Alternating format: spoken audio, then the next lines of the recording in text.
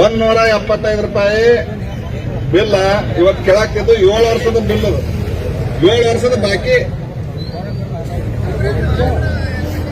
ಅದು ಯಾಕೆ ಅವ್ರಿಗೆ ಅದು ಕೊಡಕ್ ಮನಸ್ಸು ಬರೋಂತ ಗೊತ್ತಿಲ್ಲ. ಅದಕ್ಕೆ 62 ರೂಪಾಯಿನೂ ಬಾಕಿ. ಮತ್ತೆ ಎಲ್ಲಾ ಕಾರ್ಖಾನೆಗಳಿಗೆ ಐತದ 62 ಸಮೀರ್ವಾಡೆ ಕೊಟ್ಟತೆ, ಶಾಮನೂರ್ ಕೊಟ್ಟತೆ, ಗುಡ್ಗುಂಟಿ ಒಂದು 0.5% ಕೊಟ್ಟಾರ ಅಷ್ಟ. ಈಗ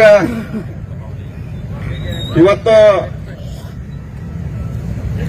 175 ರೂಪಾಯಿ ವಸೂಲಿ ಆಗೋ ತನಕ ಇಲ್ಲಿ ರೋಡ್ನಾಗ ಹೋಗಂಗಿಲ್ಲಾಕ್ರಿ. ಒಂದ್ ತೀರ್ಮಾನ ಆಗ್ಬೇಕು. ನಾವು 7 ವರ್ಷ ಮಟ್ಟ ಹಂಗ ಕೇಳ್ಕೊತ ಹೋಗೋದು, ಅವ್ರು ಬಂದ ನಮಗೆ ಹೇಳೋದು ಇದೆಲ್ಲ ಆಗಬಾರ್ದು. ನಾನೇ ಇವತ್ತು ಸಭೆದವ್ರು ಕೇಳ್ತಾರೆ 175 ರೂಪಾಯಿ ಬಿಲ್ ಕೊಡೋ ತನಕ ಇಲ್ಲಿ ಹೋಗಂಗಿಲ್ಲಲ್ಲ, ಅಟ್ ಆಗ್ಬೇಕಲ್ಲ. 7 ವರ್ಷ ಮಟ್ಟ ಯಾಕೆ ಉಳಿತು ಅಂತಕ್ಕಂಥದ್ದು ಹೇಳ್ಬೇಕು. ಅವ್ರು ಬಡ್ಡಿ ಹಾಕಿ ಕೊಡ್ಬೇಕು. ಇವತ್ತು ವಿಷಯ ಗೊತ್ತಾಯ್ತು. ಅದು ಬರುವವರೆಗೆ ನಾವಂತರೂ ಎಲ್ಲಿ ಹೋಗಂಗಿಲ್ಲ. ಅದನ್ನ ಬಿಡೋಣ. ಒಂದು ಕರ್ನಾಟಕದಲ್ಲಿ ಅತಿ ಹೆಚ್ಚು ಕಬ್ಬು ಬೆಳೆದಂದ್ರೆ ಈ ಉತ್ತರ ಕರ್ನಾಟಕದಾಗ ಬೆಳಗಾವಿ ಇರ್ಬೋದು, ಬಾಗಲಕೋಟೆ ಇರ್ಬೋದು, ಬಿಜಾಪುರ ಇರ್ಬೋದು. ಇಲ್ಲಿ ಕನಿಷ್ಠ ಏನಿಲ್ಲ ಅಂದ್ರೆ ಒಂದು 40 ಕಾರ್ಖಾನೆ ಅದಾವ. 40 ಕಾರ್ಖಾನೆ ಅದಾವು. ಈ ಕಾರ್ಖಾನೆ ಮಾಲೀಕರು ಯಾರದಾರ ನಿಮಗ್ ಗೊತ್ತೈತಿ. ಅದನ್ನ ನಾವು ಬಾಯಿ ಬಿಟ್ಟು ಹೇಳೋದು ಬೇಡ. ಅದಕ್ಕ ಇವತ್ತು ನಾವು ಕೇಳಾಕತ್ತಿದ್ದೆವು. ಆಗಲೇ ನಮ್ಮ ಮಲ್ಲೇಶ್ ಅಂಗಡಿ ಮಾತಾಡಿದ, ಬೇರೆ ಬೇರೆ ಮಾರಾಟದೊಳಗ ಇಷ್ಟಿಟ್ಟು ಕೊಡಾಕತ್ತಾರ ಈಗಾಗಲೇ ಅಂತ ಹೇಳ್ತೀರಿ.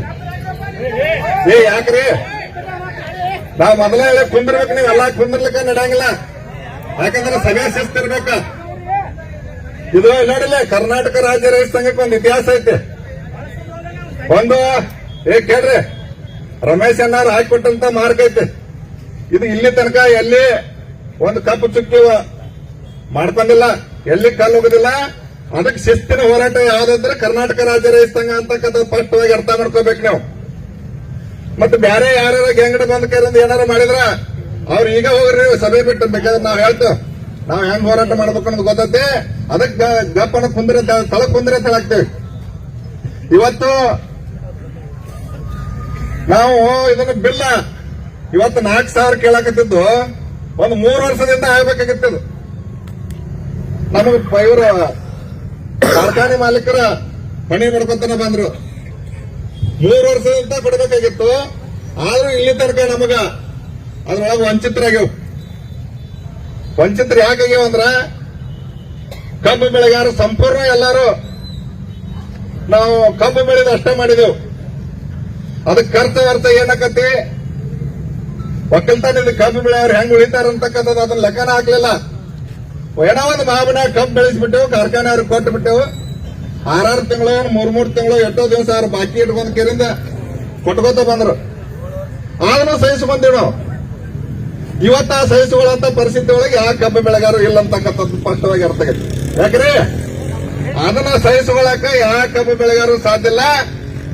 ಇವತ್ತೇನಾರ ಕಾರ್ಖಾನೆ ನೀವು ಚಾಲೂ ಮಾಡಬೇಕಾಗಿದ್ರ ನಾವ್ ಹೇಳಿರ್ತಕ್ಕಂಥ ಬಿಲ್ ಘೋಷಣೆ ಮಾಡಿದ್ರೆ ಸರಿ, ಮಾಡ್ಲಿಕ್ಕಂದ್ರೆ ಕಾರ್ಖಾನೆ ಶಾಶ್ವತ ಬಂದ್ ಇಡಾಕು ನೀವು ಸಿದ್ಧರಾಗಿರಬೇಕಂತಕ್ಕಂಥದ್ದು ಹೇಳ್ತಾರೆ. ಏನ್ ನಿಮ್ಗೇನ್ ಬಂದ್ ಇಡಾಕ ಏನ್ ಕಾರ್ಖಾನೆ ಏನ ಸರ್ಕಾರ ಹಂಗ ಕೊಟ್ಟಿಲ್ಲ. ಅದು ಸರ್ಕಾರದ ಪರ್ಮಿಷನ್ ಐತಿ ನಿಮ್ ಕಾರ್ಖಾನೆ. ಇವತ್ತು ನಿಮ್ಗೆ ಒಂದೇ ಒಂದ್ ಕೇಳ್ತ ನಾನು, ನಾಯಿನೇಗ್ಲಿ ಅಂತ ಕಾರ್ಖಾನೆ 3,000 ಟನ್ ಕೃಷಿಂಗ್ ಮಾಡುವಂತವ್ರು ಇವತ್ತು ಘೋಷಣೆ ಮಾಡಿದಾರೆ ಅವ್ರ ಮಾನ್ಯ. ಅದು ಅದನ್ನ ರೇಟ್ ಒಪ್ಪಿಲ್ಲ. 3,211 ರೂಪಾಯಿ ಕೊಡ್ತೀವಿ ಅಂತ ಹೇಳ್ಕಿರೋದು ಕಾರ್ಖಾನೆ ಏನೋ ಚಾಲೂ ಮಾಡಿದಾನವ. ಅದ್ರೊಳಗೆ HNT ಎಷ್ಟು ಮುರಿದಾನ ಅಂದ್ರೆ 950 ರೂಪಾಯಿ HNT ಮುರಿದಾನ. ಇವ್ರ ಯಾರು ಇವ್ರ ಮ್ಯಾಲ ನಿಯಂತ್ರಣ ಇಲ್ಲ. ಸಕ್ಕರೆ ಮಂತ್ರಿ ನಿಯಂತ್ರಣ ಇಲ್ಲ, ಶುಗರ್ ಕಮಿಷನರ್ ನಿಯಂತ್ರಣ ಇಲ್ಲ, ಜಿಲ್ಲಾಧಿಕಾರಿ ನಿಯಂತ್ರಣ ಇಲ್ಲ, ಮತ್ತೆ ಸರ್ಕಾರವೂ ನಿಯಂತ್ರಣ ಇಲ್ಲ. ಇವ್ರು ಸರ್ಕಾರಕ್ಕೆ ಮೋಸ ಮಾಡುವಂತ ಕಾರ್ಖಾನೆ ಮಾಲೀಕರು ಮತ್ತು ರೈತರಿಗೆ ಮೋಸ ಮಾಡಲಾರ್ದಿರ್ತಾರೆ. ಇವರು ಸರ್ಕಾರಕ್ಕೂ ಕಣ್ಣಾ ಮಾಡೋಗಿದ್ದಾರೆ, ರೈತರಿಗೆ ಕಣ್ಣಾ ಮಾಡೋಗಿದ್ದಾರೆ. ಆದ್ರೆ ಮಂತ್ರಿಗಳು ಮಾತ್ರ ಇವರು ಸಾಕಟ್ಟು ಮೇಷಾರ ಅಂತಕ್ಕಂಥದ್ದು ಸ್ಪಷ್ಟವಾಗಿ ಅರ್ಥ ಆಗ್ತದೆ ಇವತ್ತಿನ ದಿವಸ. ಯಾಕಂದ್ರ ನಮ್ಮ ಪಕ್ಕದ ಜಿಲ್ಲೆದವನ ಸಕ್ಕರೆ ಮಂತ್ರಿ ಶಿವಾನಂದ ಪಾಟೀಲ್ ಅವ್ನ ಮಾನ ಮರ್ಯಾದೆ ಐತಲ್ಲ ಅಂತ ಕೇಳ್ತೀನಿ ನಾ ಇವತ್ತಿನ ದಿವಸ. ಅವ್ನ ಮಾನ ಮರ್ಯಾದೆ ಇದ್ರ ರೈತರನ್ನ ಕರೆದು ಏನ್ ನಿಮ್ಮ ಅಡತಡೆ, ಏನ್ ನಿಮ್ಮ ಅಡಚಣೆ, ಏನ್ ನಿಮ್ಮ ಸಮಸ್ಯೆಗಳು, ಏನೇನು ತೊಂದರೆ ಆಗೈತೆ ಅಂತಕ್ಕಂಥದ್ದು ಒಂದು ಸಭೆ ಮಾಡ್ಬೇಕಾಗಿತ್ತು. 2 ವರ್ಷ ಸಕ್ಕರೆ ಮಂತ್ರಿ ಆಗಿ 2.5 ವರ್ಷ ಯಾಕ್ರಿ 2.5 ವರ್ಷ ಸಕ್ಕರೆ ಮಂತ್ರಿ ಆಗಿ ಅವನ ಮುಂದುವರೆದಾನ. ಆದ್ರೆ ಕಬ್ಬು ಬೆಳೆಗಾರ ಬದಲು ಒಂದಿಟ್ಟು ಚಿಂತೆ ಇಲ್ಲ, ಅವ ಕಳ್ಕಳಿ ಇಲ್ಲ. ಅದು ಕಾರ್ಖಾನೆ ಮಾಲೀಕರ ಪರವಾಗಿದ್ದಾನಂತಕ್ಕಂಥದ್ದು ಸ್ಪಷ್ಟವಾಗಿ ಅರ್ಥ ಆಗ್ತದೆ. ಅವಾಗ ಏನಾರ ಮಾನ ಮರ್ಯಾದೆ ಇದ್ರ ಅವ HNT 950 ರೂಪಾಯಿ ಹೆಂಗ ಮುರಿದ ಕಾರ್ಖಾನೆಯವರ ತಿಳ್ಕೊಂಡ್ರೆ ಸ್ಪಷ್ಟವಾಗಿ ನಮ್ಗೆ ಉತ್ತರ ಕೊಡ್ಬೇಕು ಶಿವಾನಂದ ಪಾಟೀಲ್. ಯಾಕ್ರಿ 950 ರೂಪಾಯಿ ಕಾನೂನಾಗ ಐತನೋ 950 ರೂಪಾಯಿ HNT ಯಾಕೆ ಮುರಿದ ಅಂತಕ್ಕಂಥದ್ದು ಸ್ಪಷ್ಟವಾಗಿ ಉತ್ತರ ಕೊಡಬೇಕು ಶಿವಾನಂದ ಪಾಟೀಲ್ ರೀ. ನೀವು ಎಲ್ಲಾರ ಬಿಜಾಪುರದಾಗ ಇರುತ್ತೆ ತಿಳ್ಕೊಂಡಿರ್ಬೋದು. ಇವತ್ತಿನ ದಿವಸ ಬೆಳಗಾವಿ, ಬಿಜಾಪುರ, ಬಾಗಲಕೋಟೆ ಮುಂದೆ ಬರ್ತಕ್ಕಂಥ ಸಂದರ್ಭದೊಳಗೆ ಯಾವ ಹೊತ್ತಿನಾಗ ಹೋರಾಟ ಹೇಳ್ತಂತ ಗೊತ್ತಿಲ್ಲ. ನಿಮ್ ಮನೆ ಮುಂದೆ ಬರ್ತೈತೆ ಅಂತಕ್ಕಂಥದ್ದು ಸ್ಪಷ್ಟವಾಗಿ ಹೋರಾಟ ಮುಖಾಂತರ ಹೇಳ್ತಾನ.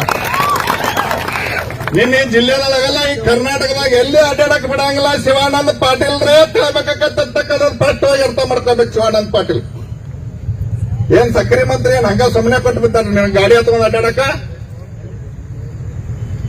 ಉತ್ತರ ಕರ್ನಾಟಕದಾಗ ಕಬ್ಬು ಜಾಸ್ತಿ ಐತಿ, ಕಾರ್ಖಾನೆ ಜಾಸ್ತಿ ಅದಾವ, ನಿನಗೆಲ್ಲ ಅನುಭವ ಐತೆ ಅಂತ ಹೇಳ್ಕೊಂಡ ನಿನಗೆ ಸಕ್ಕರೆ ಖಾತೆ ಕೊಟ್ಟಿದ್ದಾರೆ ಸರ್ಕಾರದೊಳಗೆ. ಹಂಗಾದ್ರೆ ಸಕ್ಕರೆ ಖಾತೆ ತಗೊಂಡ ನಂತರ ಕಬ್ಬು ಬೆಳೆಗಾರ ನೀನು ಕೊಡುಗೆ ಅಂತಕ್ಕಂಥದ್ದು ಸ್ಪಷ್ಟವಾಗಿ ಅರ್ಥ ಮಾಡಬೇಕು ಸಕ್ಕರೆ ಮಂತ್ರಿ. ಇವತ್ತು ಜಿಲ್ಲೆ ಉಸ್ತುವಾರಿ ಮಂತ್ರಿಗೆ ಹೇಳ್ತೀನಿ ನಾನು. ಯಾಕಂದ್ರೆ ಮಾನ್ಯ DC ಜಿಲ್ಲಾ ಅಧಿಕಾರಿ ಕಚೇರಿ ಒಳಗೆ ನೇತೃತ್ವದ ಸಭೆ ಆಯ್ತು. ಇವರು ಮೊದಲ ಅಧಿಕಾರದಾಗ ಇರ್ಲಾರ್ದಾಗ ನಮ್ಮವ್ರು ಕೂಡ ಹೋರಾಟಕ್ಕೆ ಬಂದಿದ್ದು ಉದಾಹರಣೆ ಇಲ್ರಿ. ಆರ್ಮಿ ತಿಮ್ಮಾಪುರ ಅವರು ಅಧಿಕಾರದಾಗಿಲ್ಲಾರ್ದಾಗ ಕಬ್ಬು ಬೆಳೆಗಾರರು ಕೂಡ ಹೋರಾಟಕ್ಕೆ ಬಂದಾರ ಇಲ್ಲ ಅನ್ನೋದು ಆತ್ಮ ಸಾಕ್ಷಿಲಿ ಹೇಳ್ಬೇಕಾಗ್ತದೆ. ಉಸ್ತುವಾರಿ ಮಂತ್ರಿ ಅವರು ಬಂದಾರಿಲ್ಲ. ಮತ್ತೆ ಈಗ ಏನಾಗಿ ನಿನಗೆ ದಾಳಿಗೈತೆ ಅಂತ ಕೇಳ್ತಾನ. ಕಬ್ಬು ಬೆಳೆಗಾರಲಿಂತ್ರ ಆರಿಸೋದಂತ ಮಂತ್ರಿ ಕಬ್ಬು ಬೆಳೆಗಾರ ನಿನಗೆ ಓಟ್ ಹಾಕಿದ್ದಾರು 20 ವರ್ಷ ಮಟ್ಟ ನೀನು ಅನುಲಿ ತಿನ್ಸ್ಯಾರ. ಆದ್ರೂ ಗೊತ್ತಿರ್ಬೇಕು ನಿನಗೆ. ಇನ್ನೂ ಅದೇನೇನೇ ಬಾಳ ಇದು ಆಗಿರಕ್ಕಿಲ್ಲ. ಸಂದರ್ಭ ಅದು ಬರ್ತದೆ. ಸ್ಪಷ್ಟವಾಗಿ ನೀನು ಕಬ್ಬು ಬೆಳೆಗಾರ ಪರವಾಗಿ ಇರಬೇಕು ಅಂತಕ್ಕಂಥದ್ದು ಈ ಸಭೆ ಮುಖಾಂತರ ಆರ್ಮಿ ತಿಮ್ಮಾಪುರಿಗೆ ಅವ್ರಿಗೆ ಹೇಳ್ತಾನೆ. ಹೇಳಲ್ಲ ಬಾರ್ರಿ, ಹೇಳ್ಬೇಕು. ಮತ್ತೆ ನಿನಗೆ ಇದಕ್ಕಿಂತ ಹೆಚ್ಚಿನ ಬೇರೆ ಕೆಲಸ ಏನಂತ ನಾನು ಕೇಳ್ತೀನಿ. ಇವತ್ತು ನಾನು ಆರ್ಮಿ ತಿಮ್ಮಾಪುರ ಅವರ ಜಿಲ್ಲಾ ಉಸ್ತುವಾರಿ ಮಂತ್ರಿನ ಇವತ್ತು ಲಕ್ಷಾಂತರ ಮಂದಿ ಕಬ್ಬಿನ ಸಮಸ್ಯೆ ಆಗಿ ಕಬ್ಬು ಬೆಳೆದೇ ಬಿಡ್ಬೇಕನ್ನೋ ಅಂತ ಹಂತಕ್ಕೆ ಬಂದ್ಬಿಟ್ಟೇವ್ ನಾವು. 3,2800 ರೂಪಾಯಿ ಬಿಲ್ ತಗೊಂಡು ಕಬ್ಬು ಬೆಳೆದ್ರೆ ಸರಿ ಇಲ್ಲ ಅಂತಕ್ಕಂಥದ್ದು ನಾನು ಹೇಳ್ತೇನೆ. ಇವತ್ತು ಬೇಕಿದ್ರ ಅವರ ಅಂಕಿ ಸಂಖ್ಯೆ ಎವರೇಜ್ ಸರ್ವೆ ಮಾಡ್ಲಿ. ಬಹಳ ಏರಿಯಾದಾಗ ಕಬ್ಬು ಕಡಿಮೆ ಆಗಿಬಿಟ್ಟದ. ಇವತ್ತು ಗೊಂಜಾಳ ಉಳ್ಳಾಗಡ್ಡಿ ಬೆಳಾಕ್ತಾರೆ, ಉಳ್ಳಾಗಡ್ಡಿ ಹಣೆಬಾರು ಅದಾಗೆ ತಿರ್ಲಿ. ಅದಕ್ಕ ಒಂದಾನೊಂದು ಸಂದರ್ಭದೊಳಗ ನಿಮ್ಮ ಕಾರ್ಖಾನೆ ಹಾಳುಗಳು ನೀವು ಹಾಳಾಗ್ತಾರಂತಕ್ಕಂಥದ್ದು ಸ್ಪಷ್ಟವಾಗಿ ನೀವು ಅರ್ಥ ಮಾಡ್ಕೋಬೇಕು. ಅದಕ್ಕ ನಾವು ಬಹಳ ವಿಷಯ ಮಂಡಿಸಂಗಿಲ್ಲ. ನೀವು ಇಲ್ಲಿ ಜನರನ್ನು ತಾಳ್ಮೆಯನ್ನು ಪರೀಕ್ಷೆ ಮಾಡಬೇಡ್ರಿ. ಈ ಹೋರಾಟಗಾರನ ತಾಳ್ಮೆ ಪರೀಕ್ಷೆ ಮಾಡಬೇಡ್ರಿ. ಇವತ್ತು ಇದು ಹುಟ್ಟು ಗುಣ ಇದು ಇವತ್ತು ಬಂದಿರತಕ್ಕಂಥದ್ದಲ್ಲ. ಇಡೀ ಮುಧೋಳ ತಾಲೂಕದಾಗ ಪ್ರತಿಯೊಬ್ಬರಿಗೆ ಕಬ್ಬು ಬೆಳೆದವರಿಗೆ ಪಾಠ ಹೇಳಿಕೊಟ್ಟಿರ್ತಕ್ಕಂಥ ರಮೇಶ್ ಅಣ್ಣ ಗಡದಣ್ಣವರು. ಇವರು ಯಾರ ಹಂಗಿನೊಳಗೂ ಇಲ್ಲ. ರೈತ ಸಂಘ ಈ ಹೋರಾಟ ಕಬ್ಬು ಬೆಳೆಗಾರ ಹೋರಾಟ ಯಾರು ಬಿಡೋದೊಳಗೂ ಇಲ್ಲ. ನೀವು ಯಾರನ್ನ ಬುಟ್ಟಿಗೆ ಹಾಕೋಬೇಕು ಅನ್ನೋ ಕನಸಿನಾಗಿದ್ರೆ ತೆಗೆದು ಹಾಕ್ಬೇಕು. ಅದಕ್ಕೆ ದಯವಿಟ್ಟು ಸಮೀರ್ವಾಡಿ ಕಾರ್ಖಾನೆಯವ್ರಿಗೆ ಹೇಳ್ತೇವೆ, ಉಗಾರ್ ಕಾರ್ಖಾನೆಗೆ ಹೇಳ್ತೇವೆ.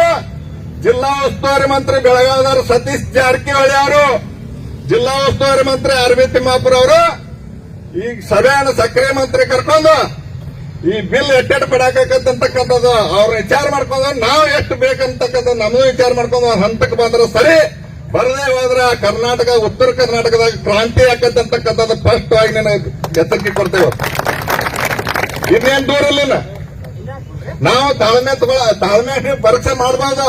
ನಮಗೆ ತಾಳ್ಮೆ ಇಲ್ಲ. ಸಂದರ್ಭ ಹೋರಾಟದ ಸಂದರ್ಭ ಯಾವ ರೀತಿ ತಾತೈತೆ ಅಂತಕ್ಕಂಥದ್ದು ನಮಗೆ ಯಾರಿಗೂ ಗೊತ್ತಿಲ್ಲ. ಎಲ್ಲಿ ಹೋಗತ್ತೆ ಅನ್ನೋದು ಯಾರಿಗೂ ಗೊತ್ತಿಲ್ಲ. ಮಾಪ್ ಕ್ರಿಯೇಟ್ ಅಂತಂದ್ರ ಅದನ್ನ ಜಿಲ್ಲಾ ಅಧಿಕಾರಿಗಳು, ಜಿಲ್ಲಾ ಆಡಳಿತನ ಹೊಣೆಗಾರಕರು, ಅದಕ್ಕೆ ಅದೆಲ್ಲ ಆಗಕ್ಕಿಂತ ಮೊದಲನ ಈ ಬಾಕಿ ಬಿಲ್ ವಸೂಲಿ ಆಗಬೇಕು. ಕಟಾವದಾರ್ದು ಎಷ್ಟು ಅನ್ಯಾಯ ನೋಡ್ರಿ. ಇವತ್ತಿನ ದಿವಸ ಅದಕ್ಕೆ ನಾನೇನ್ ಕೇಳ್ತೇನೆ, ನಾವು ಇಷ್ಟು ದಿವಸ ಕಬ್ಬು ಬೆಳೆಗಾರ ಎಷ್ಟ ಮೋಸ ಮಾಡ್ಯಾರ ಅಂತ ತಿಳ್ಕೊಂಡಿದ್ವಿ ನಾವು. ಕಬ್ಬು ಕಡೆ ಗ್ಯಾಂಗ್ನವ್ರು ಪಾಪ ಬಡವರು, ಅವ್ರ ಪರಿಸ್ಥಿತಿ ಏನಂತಂದ್ರ ಅದ ಕೂಲಿ ಮಾಡಿ ಹೊಟ್ಟೆ ತುಂಬ್ಕೋಬೇಕು. ಅಂತವ್ರದ್ದು 114 ರೂಪಾಯಿ ಕಾರ್ಖಾನೆ ಮಾಲೀಕರು ಇಟ್ಕೊಂಡ್ರೆ ಎಂತ ನಾಚಿಕೆ ಹೇಳಿದಂತಕ್ಕಂಥದ್ದು ನಾ ಕೇಳ್ತೇನೆ. 3 ವರ್ಷ ಅದ್ರೊಳಗ ಮತ್ತೆ ತಾರತಮ್ಯ ನೀತಿ ಮಹಾರಾಷ್ಟ್ರ ಕಾರ್ಖಾನೆಯವ್ರಿಗೆ, ಮಹಾರಾಷ್ಟ್ರದವ್ರಿಗೆ ಬಂದಂತ ಗ್ಯಾಂಗಿಗೆ ಕೊಟ್ಟಾರ. ಈ ಕರ್ನಾಟಕದಾಗ ಇರ್ತಕ್ಕಂಥ ಗ್ಯಾಂಗಿನವ್ರಿಗೆ ಇವ್ರೇನ್ ಕೆಳಂಗೆಲ್ಲ ತಿಳ್ಕೊಂಡ್ಬಿಟ್ರ ನೀವು. ನಿಮ್ಮನ್ನು ಜಾಲಾಡಿ ಬಿಡ್ತೇವೆ. ಇನ್ನು ಮುಂದೆ ಬಂದಿರ್ತಕ್ಕಂಥ ಸಂದರ್ಭದಲ್ಲಿ ನಿಮ್ಮನ್ನು ಜಾಲಾಡ್ಬೇಕಾಗತ್ತೆ. ಬಹಳ ಹುಷಾರಂತ್ರ. ಇಲ್ಲಿ ತನಕ ಬಹಳ ಮೋಸ ಮಾಡ್ರಿ ನೀವು. 3 ವರ್ಷದ ಹಿಂದ ನೀವು ಬಿಲ್ಲ 3,500 ಅಲ್ಲ 4,000 ರೂಪಾಯಿ ಕೊಡಬೇಕಾಗಿತ್ತು. ಇಲ್ಲಿ ತನಕ ನೀವು ಕೊಟ್ಟಿಲ್ಲ. ಆದ್ರೂ ನಮ್ಮ ತಾಳ್ಮೆ ಅಂತಕ್ಕಂಥದ್ದು ಬಹಳ ಇಂಪಾರ್ಟೆಂಟ್ ಇರ್ತೈತಿ. ಆ ತಾಳ್ಮೆಯನ್ನ ನೀವು ಕೆರಳಿಸಿದ್ರ ಇನ್ನು ಮುಂದೆ ಬರ್ತಕ್ಕಂಥ ಸಂದರ್ಭ ನಿಮಗೆ ಉಳಿಗಾಲಿಲ್ಲ ಅಂತಕ್ಕಂಥದ್ದು ಸ್ಪಷ್ಟವಾಗಿ ಅರ್ಥ ಮಾಡ್ಕೋಬೇಕು. ಯಾಕಂದ್ರೆ ಅದಕ್ಕ ನಾನು ಇನ್ನೊಂದು ಹೇಳ್ತೇನೆ, ಸುಭಾಸನರ ಅವೇನ್ ನಾಯಿ ನೆಗ್ಲಿ ಅವನಲ್ಲ.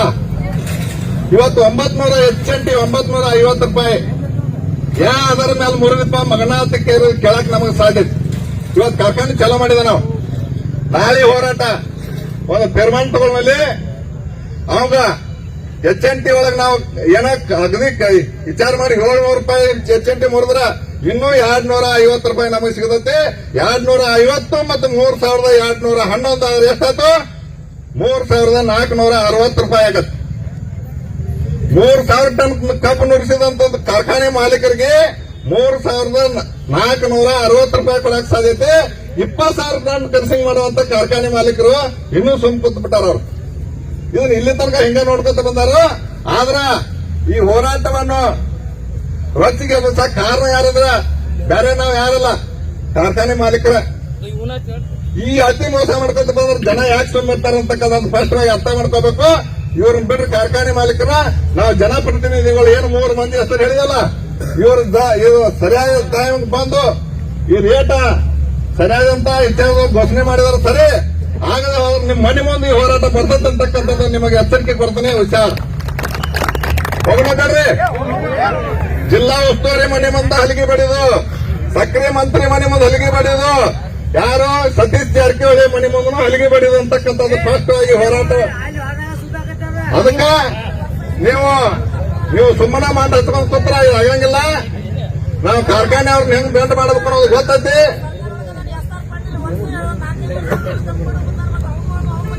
ಅದಕ್ಕ ಇವತ್ತು ಇಷ್ಟೆಲ್ಲ ವಿಷಯಗಳು ಹೇಳಿವು. ಒಂದು ಈ ನಾಯಿನಗಲಿ ಕಾರ್ಖಾನೆ 950 ರೂಪಾಯಿ HNT ಬದಲ ಡಿಸ್ಕಸ್ ಮಾಡ್ಕೊಂಡು ಒಂದು ತೀರ್ಮಾನ ತಗೊಳ್ಳುವಂತಕ್ಕಂಥ ಮಾತು ಹೇಳಿ ನಾನು ಮಾತು ಮುಗಿಸ್ತೀನಿ. ನಮಸ್ಕಾರ.